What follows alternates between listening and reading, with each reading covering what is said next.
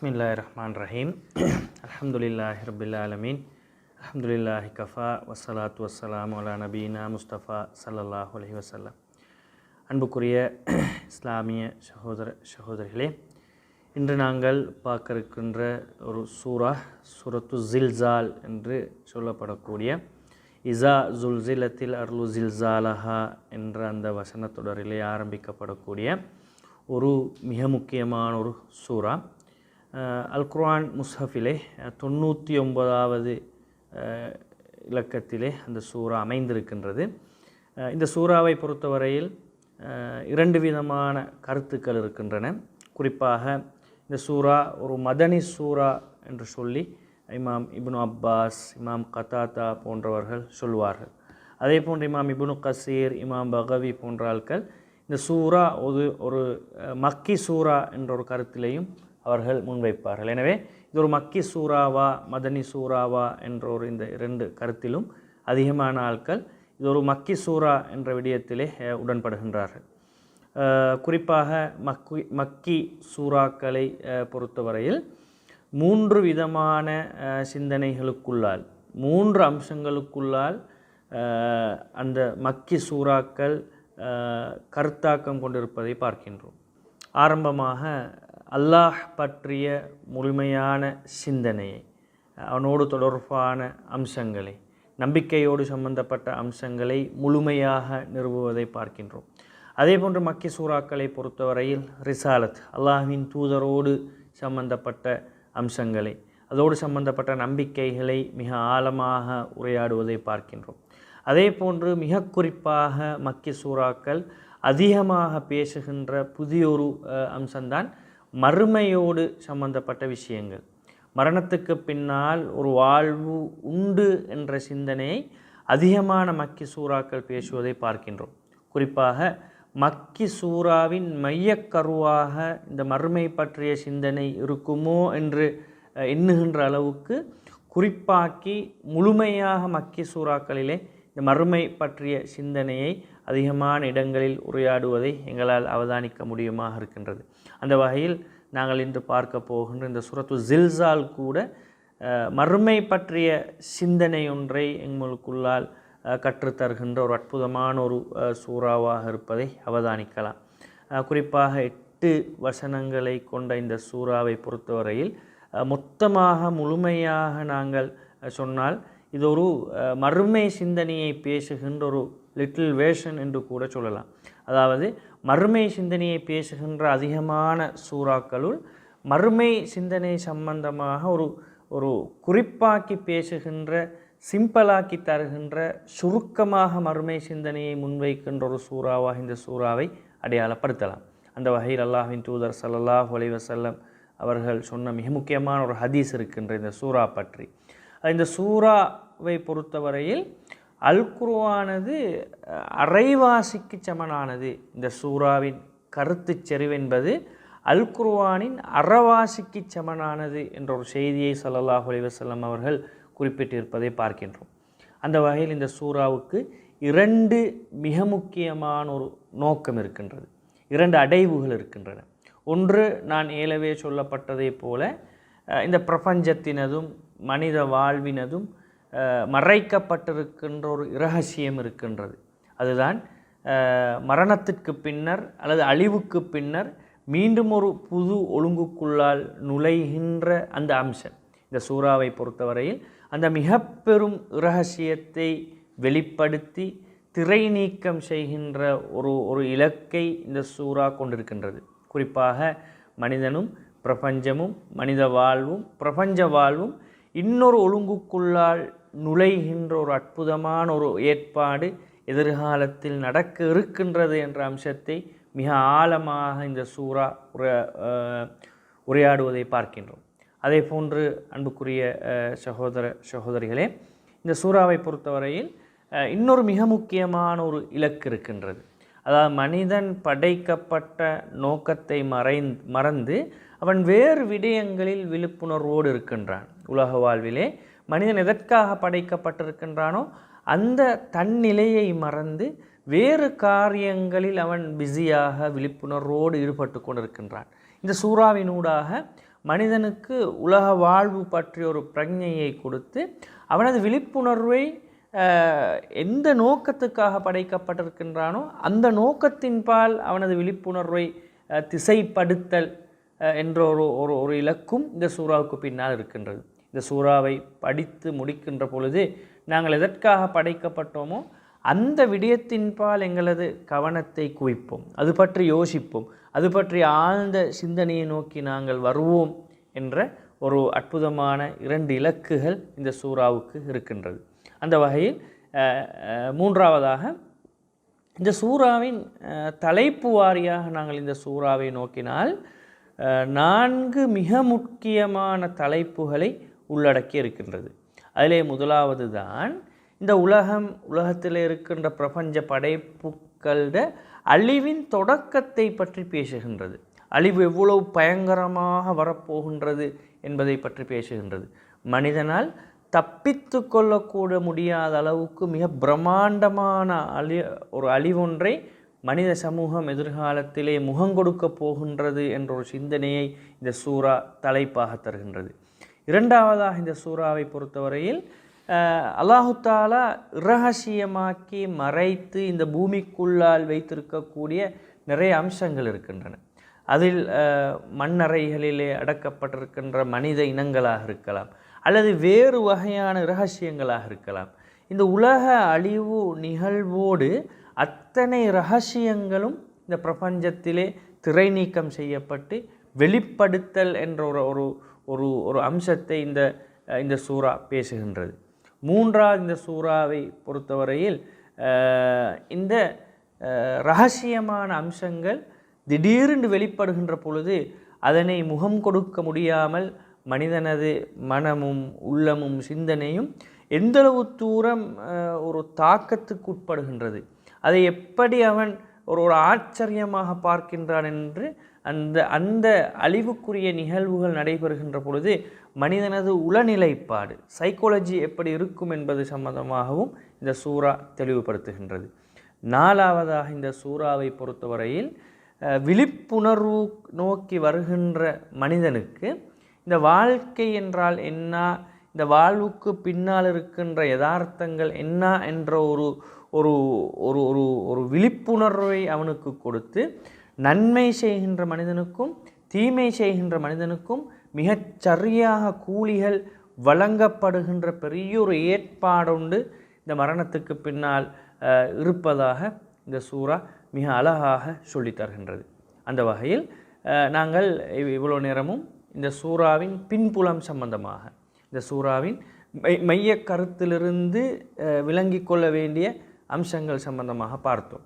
தற்பொழுது இந்த சூறாவின் ஒவ்வொரு வசனங்களுக்கும் இடையிலான தொடர்பையும் அந்த ஒவ்வொரு வசனங்களும் என்ன செய்தியை சொல்ல வருகின்றது என்ற விடயத்திற்குள்ளால் நுழைவோம். அந்த வகையில் அன்புக்குரிய சகோதரிகளே, முதலாவது வசனத்திலிருந்து மூன்றாவது வசனம் வரைக்குமான அந்த வசனங்கள் இதா ஜுல்சிலத்தில் அர்லு ஜில்சாலஹ வ அஹ்ரஜத்தில் அர்து அஸ்காலஹ வகாலல் இன்சானு மாலஹ ஒரு 3 செய்திகளை சொல்கின்றது. திடீரென்று இந்த பிரபஞ்சத்துக்கு பின்னால் இருக்கின்ற அந்த இரகசியம் திரை நீக்கம் செய்யப்படுகின்ற பொழுது இந்த பூமி பலமாக ஒரு அசைவுக்கு ஒரு வைப்ரேஷனுக்கு உட்படுத்தப்படுகின்ற பொழுது மிகப்பெரிய ஒரு ஆட்டம் காணுகின்ற பொழுது இந்த பூமியின் தம்கீன் என்று சொல்லுவோம். இந்த பூமி நிலை கொண்டிருக்கின்ற இந்த அம்சம் நிலை குலைந்து செல்கின்ற பொழுது இந்த பூமி உட்கொண்டிருக்கின்ற இந்த பூமிக்குள்ளால் இருக்கின்ற எத்தனையோ அம்சங்கள் வெளிப்பட தொடங்குகின்றன. மனிதனுக்கு இரகசியமாக வைக்கப்பட்டிருக்கக்கூடிய, உதாரணமாக நாங்கள் சொல்வோம், மரணித்த மனிதர்களை கொன்று போய் அடக்கிவிட்டு வந்தால் அவர்கள் ஆலமுல் பர்சாஹ் திரையிடப்பட்ட உலகத்திலே அவர்கள் இருக்கின்றார்கள் என்று சொல்வோம். இந்த பூமி மிக பலமான ஒரு அசைவுக்குள்ளால் இந்த பூமி சொல்கின்ற பொழுது அந்த திரை நீங்கி மரணித்த மனிதர்கள் பூமிக்குள்ளால் அடக்கப்பட்டவர்கள் வெளியே வருகின்ற ஒரு நிகழ்வு நடக்க இருக்கின்றது. அதேபோல் இந்த பிரபஞ்சத்துக்கு பின்னால் இவ்வளவு நாளும் அல்லாஹு தாலா மறைத்து வைத்திருக்கின்ற ஏராளமான விதிகள் வெளிப்பட போகின்றன. அப்படி ஒரு செய்தியையும் அல்லாஹு தாலா இந்த வசனத்திலே சொல்கின்றான். வ அஹ்ரஜத்தில் அர்து அஸ்காலஹ பூமி அதற்குள்ளே புதைத்து வைத்திருக்கக்கூடிய சுமைகளை அப்படியே வெளிப்படுத்தும் என்பதனூடாக அல்லாஹு தாலா அதனை சொல்கின்றான். மூன்றாவது வசனம், வகாலல் இன்சானு மாலஹ, பூமி பலமாக அசைக்கப்பட்டு அழிவுக்குட்படுகின்ற இந்த நிகழ்வு மனிதனை திங்க் பண்ண வைக்கவில்லை. அது சாதாரணமாக ஏனைய காலங்களிலும் மனிதன் அழிவுகளை காண்கின்றான், பூகம்பங்கள் வருகின்றன, டிசாஸ்டர்கள் ஏற்படுகின்றன. அதிலிருந்து தற்காத்து கொள்வதற்கான டிசாஸ்டர் மேனேஜ்மெண்ட், அந்த அழிவு நிலையிலிருந்து தங்களை காத்துக்கொள்வதற்கான ஏற்பாடுகள் மனிதனிடமே இருக்கின்றன. என்றாலும் கூட பூமி அதனது இரகசியங்களை வெளிப்படுத்துகின்ற பொழுது, இறந்த மனிதர்கள் எல்லோரும் கூட்டம் கூட்டமாக எழும்பி வருகின்ற பொழுது, மறைத்து வைக்கப்பட்டிருக்கின்ற இந்த பூமியின் இரகசியங்கள் வெளியே வருகின்ற பொழுதுதான் மனிதனுக்குள்ளால் ஒரு புதுவிதமான ஒரு கேள்வி உருவாகின்றது. வகாலல் இன்சானு மாலஹா, இதெல்லாம் என்ன சுற்றி என்ன நடக்குது, இவைகள் சம்பந்தமான இரகசிய பார்வை என்ன? இவ்வளவு நாளும் நாங்கள் காணாத கேட்காத இரகசியமான அம்சங்கள் வெளியே வந்து கொண்டிருக்கின்றன. இது என்ன என்பது சம்பந்தமாக மனிதனது ஆழ்மனதில் சில கேள்விகளும் சில அம்சங்களும் வெளிவரத் தொடங்கும். எனவேதான் குர்ஆன் 3வது வசனத்திலே வகாலல் இன்சானு மாலஹா, பூமி வெளிப்படுத்துகின்ற இந்த இரகசியங்களின் பின்புலத்தை விளங்கி கொள்ள முடியாத மனிதன் இது என்ன என்ற ஆச்சரியத்திலேயே மூழ்கி பெய்திருப்பான் என்ற செய்தியை அந்த வசனம் சொல்லித் தருகின்றது.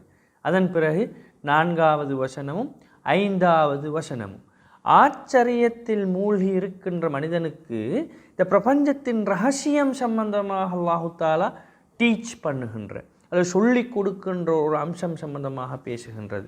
யௌம இதின் துஹத்திசு அஹ்பாரஹா பி அன்ன ரப்பக அவ்ஹாலஹா, அதாவது இந்த பிரபஞ்சம் அன்றைய நாளில் பேசும். அந்த பூமிக்கு பின்னால் பூமி வெளிப்படுத்துகின்ற ஏராளமான ரகசியங்கள் இந்த வாழ்வின் பிரபஞ்சத்தின் இரகசியங்கள் சம்பந்தமாக பேசும்.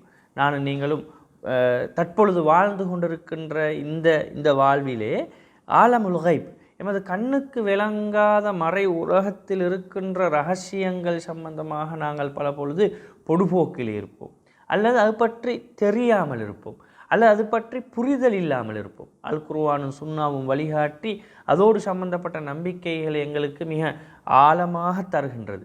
இந்த இடத்திலே மறுமை நிகழ்வு நடக்கின்ற பொழுது அங்கே ரகசியங்கள் இருக்காது, தெரியாத அம்சம் இருக்காது.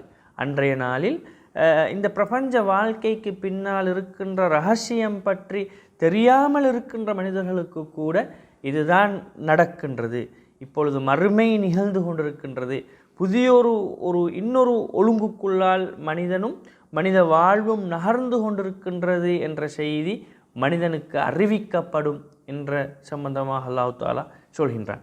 யௌம இதின் துஹத்திசு அஹ்பாரஹா பி அன்ன ரப்பக அவ்ஹாலஹா, அல்லாஹுவின் ஏற்பாட்டின்படி, அல்லாஹுவின் ஏவலின்படி, அல்லாஹு தாலாவின் ஒரு கட்டளையின்படி பூமி இன்னொரு உலகத்துக்குள்ளால் நுழைவதற்கான ஏற்பாடுகள் தற்பொழுது நடந்து கொண்டிருக்கின்றன என்ற விடயம் தொடர்பாக மனிதனுக்கு அறிவூட்டப்படும் என்ற செய்தியை அந்த வசனம் சொல்லித் தருகின்றது. இறுதியான பகுதி தான் 6வது வசனத்திலிருந்து 8வது வசனம் வரங்காட்டியுள்ள பகுதி. இந்த பகுதியை பொறுத்தவரையில் மிக சுருக்கமாக இந்த மறுமை சிந்தனையின் ஐடியலான பகுதி என்று நாங்கள் சொல்லுவோம். அதாவது ஏன் மறுமை பற்றி அல்லாஹு தாலா பேச வேண்டும், ஏன் மறுமை சிந்தனை அல்லாஹு தாலா ஃபோக்கஸ் பண்ணி பேசணுமுண்டா, உலகத்திலே வாழ்கின்ற பொழுது இந்த யதார்த்தத்தை மனிதன் விளங்கி கொள்ள வேண்டும். அதாவது இப்பொழுது நான் சொல்ல போகின்ற இந்த பகுதி, உரையாடப் போகின்ற இந்த யதார்த்தத்தை மனிதன் புரிந்து கொள்ள வேண்டும் என்பதற்காகத்தான் அல்லாஹு தாலா மிக ஆழமாக மறுமை பற்றி உரையாடுகின்றான். இந்த வசனத்திலே பாருங்கள், யௌம இதின் யஸ்துருன் நாசு அஷ்டாத்தன் லியுரவ் அமாலஹும், அந்த மறுமை நிகழ்வு நடந்ததன் பின்னர் தற்பொழுது பூமி அழிந்து கொண்டிருக்கின்றது, இன்னொரு வாழ்வொழுங்கை நோக்கி மனித சமூகம் சென்று கொண்டிருக்கின்றது என்ற செய்தியை மனிதன் உணர்ந்ததன் பின்னர் தான் அவன் தன் நிலையை நோக்கி வருகின்றான். அதாவது இந்த உலகத்திலே நான் எதற்காக படைக்கப்பட்டிருக்கின்றேன், எதற்காக வாழுகின்றேன் என்ற விஷயத்தை மறந்து மனிதன் வேறு விடயங்களில் ஃபோக்கஸாக இருக்கின்ற பொழுது அடிப்படை இலட்சியத்தை விட்டு அவன் திசை திரும்பி வாழ்கின்றான். இப்பொழுது அவனுக்கு மறுமை நிகழ்வு நிகழ்ந்து கொண்டிருக்கின்ற பொழுது மறுமை பற்றிய யதார்த்த அறிவு அவனுக்கு வழங்கப்படுகின்றது. கண்ணுக்கு முன்னால் மறுமை நிகழ்வதை அவன் காண்கின்றான். இவ்வளவு நாளும் யாரோ சொல்லி நம்பிக்கை கொண்டிருக்க வேண்டும் என்ற நிலையிலிருந்து தற்பொழுது கண்முன்னால் உலகம் அழிந்து கொண்டிருக்கின்றது, இன்னொரு புது வாழ்வொன்றை நோக்கி மனித சமூகம் சென்று கொண்டிருக்கின்றது என்ற விடயம் அவன் கண்முன்னால் வருகின்றது. எனவே அந்த நேரத்தில் மனிதன் தனது ஏனைய அத்தனை ஃபோக்கஸ்களையும் விட்டுவிட்டு தன்னிலையை நோக்கி வருகின்றான், தன்னை உணர்கின்றான். எனவேதான் அவனுள்ளே இனம் புரியாத ஒரு வேட்கை உருவாகின்றது. யௌம இதின் யஸ்துரு நாசு அஷ்டாத்தன் லியுரவ் அமாலம். தான் இந்த உலக வாழ்வில் செய்த செயற்பாடுகள் அமல்களின் முடிவு என்னவாக இருக்குமோ என்பது பற்றி தெரிந்து கொள்வதற்கு மனிதன் முனைவான் என்ற ஒரு செய்தியை குர்ஆன் சொல்லித் தருகின்றது. உண்மையில் இந்த உணர்வு உலக வாழ்க்கையில் மறுமை சிந்தனை சம்பந்தமான ஆழமான புரிதலின் பின்னர் உலக வாழ்வில் வர வேண்டிய ஒரு சிந்தனை. உலக வாழ்க்கையிலே ஒவ்வொரு கணதியையும் ஒவ்வொரு பொழுதையும் ஒவ்வொரு அம்சத்தையும் ஒவ்வொரு மனிதனும் கடந்து செல்கின்ற பொழுது எனது இந்த செயற்பாட்டின் விளைவு என்னவாக இருக்குமோ, இவைகள் அல்லாஹ்விடம் அங்கீகரிக்கப்படுமோ, அல்லாஹ்விடம் கூழ்வி கிடைக்குமோ, அல்லது அல்லாஹ்வின் தண்டனைக்குரிய செயற்பாடுகளாக இது இருக்குமோ என்ற உணர்வில்தான் மனிதன் உலக வாழ்க்கையை வடிவமைத்து கொள்ள வேண்டும். ஏனென்றால் மறுமை சிந்தனை அவன் மிகவும் ரியலைஸ் பண்ணி மிகவும் ஆழமாக நம்பிக்கை கொள்கின்ற பொழுது உலக வாழ்வில் இப்படியான ஒரு உணர்வுக்குள்ளால் அவன் இருக்க வேண்டும். என்றாலும் கூட உலக வாழ்க்கையில் அவன் தனது இலக்குகளை மறந்து வேறு விடயங்களில் ஃபோக்கஸ் பண்ணுகின்ற பொழுது அவனுக்கு இவ்வாறான உணர்வுகள் இல்லாமல் போகின்றது. தன் கண்முன்னே கண்ணெதிரே டிரெக்டாக தனது கண்களினால் மறுமை நிகழ்வுகளை அவன் காண்கின்ற பொழுதும் மறுமை ஒழுங்கு என்ற அந்த விடயத்துக்குள்ளால் அவன் நுழைகின்ற பொழுதும்தான் உண்மையாகவே மீண்டும் ஒரு தடவை அவனுள்ளால் இந்த உணர்வு வருகின்றது. அதாவது தான் செஞ்ச செயற்பாடுகளின் இறுதி விளைவு எப்படியாக இருக்குமோ அதை தெரிந்து கொள்ள வேண்டுமே என்ற அவாவிலே அவன் துடித்து கொண்டு இருப்பான். இந்த இடத்தில் அல்லாஹ் தஆலா சொல்ல வருகின்ற அடுத்த முக்கியமான செய்தி தான் ஃபமன் யஅமல் மிஸ்கால ஸர்ரத்தின் கைரை யரா வமன் யஅமல் மிஸ்கால ஸர்ரத்தின் ஷர்ரை யரா. ரைட், விளைவுகள் எப்படி இருக்கணும்ன்றது சம்பந்தமாக யோசித்து கொண்டு கஷ்டப்பட்டு கொண்டு துன்பப்பட்டு கொண்டு இருக்கணுமான நேரம் அல்ல இது. அல்லாஹ் தஆலா சொல்கிறான்.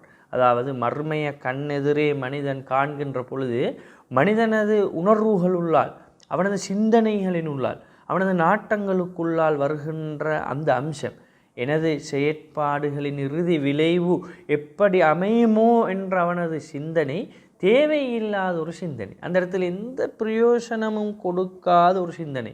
ஏன் தெரியுமா? அல்லாஹ் தஆலா மிக ஆழமாக ஒரு செய்தியை சொல்கின்றான். நீங்கள் சிறிய ஒரு அளவு மோசமான ஒரு செயல் செய்திருந்தாலும் அது வார்த்தையால் எண்ணத்தினால் செயற்பாடினால் பல பொழுது தெரிந்து தெரியாமல் பெருமதி மிக்கதாக பெருமானமே இல்லாமல் எப்படி இருந்தாலும் அது ஒரு தீங்கான ஒரு செயலாக இருந்தால் அதற்குரிய சரியான விளைவுகளை அன்றைய நாளில் அவன் கண்டுகொள்வான். அதே போன்று ஒரு சிறிய ஒரு நன்மை வார்த்தை அளவில் ஒரு முகப்பாவனையாக ஒரு ஒரு ஒரு ஹெல்ப்பாக ஒரு நல்ல ஒரு செய்தியாக ரைட் ஏதோ ஒரு சிறிய ஒரு நன்மை செய்திருந்தாலும் அந்த நன்மைக்கும் உரிய கூலி அந்த நன்மைக்கும் உரிய விளைவு அன்றைய நாளில் உங்களுக்கு காட்டப்படும் என்ற ஒரு செய்தியோடு அல்லாஹ் தஆலா இந்த வசனத்தை முடிக்கின்றான். உண்மையில் இறுதியான வசனங்களை பொறுத்தவரையில் மனித உள்ளம் தடமாறும் தான் செய்த அந்த அமல்களின் விளைவுகளை காண்பதற்கு. என்றாலும் கூட அல்லாஹ் தஆலா சொல்கின்ற செய்தி, நீங்கள் அதில் கவலைப்பட வேண்டிய தேவையே இல்லை. அது ஒரு தீங்கான செயல் என்றால் அதற்குரிய கூலியும் இருக்கும், ஒரு நன்மையான செயல் என்றால் அதற்குரிய கூலியும் இருக்கும். ரைட், அப்போ இந்த வசனத்தை அல்லாஹ் தஆலா சொல்லி முடிக்கின்றான். அப்போ இந்த இடத்துல மிக முக்கியமான ஒரு லேர்னிங் பாயிண்ட், மிக முக்கியமாக நானும் நீங்களும் கற்றுக்கொள்ள வேண்டிய ஒரு அற்புதமான ஒரு சிந்தனை இருக்கின்றது. உலகத்திலே வாழ்கின்ற பொழுது மறுமை நாள் ஒன்று உண்டு, மீண்டும் எழுப்பாட்டப்பட்டு வருகின்ற, உயிர் கொடுக்கப்பட்டு எழுப்பாட்டப்பட்டு வருகின்ற அந்த நாள், அந்த நிகழ்வை நாங்கள் ஈமான் கொண்டு மிக ஆழமாக நம்புகின்ற பொழுது எங்களை இயக்க வேண்டிய ஒரு மோட்டோ இருக்கின்றது. அதாவது உலகத்திலே வாழுகின்ற பொழுது நாங்கள் மறுமை சிந்தனையை உணர்வால் உணர்ந்து நம்பிக்கையில் ஆக அடிமனதிற்குள்ளால் அதனை நம்பி அதனை இலட்சியமாக கொண்டு வாழ்கின்ற பொழுது உலக வாழ்விலே எங்களை இயக்குகின்ற ஒரு மோட்டோ ஒன்று இருக்க வேண்டும். அந்த மோட்டோ என்ன தெரியுமா?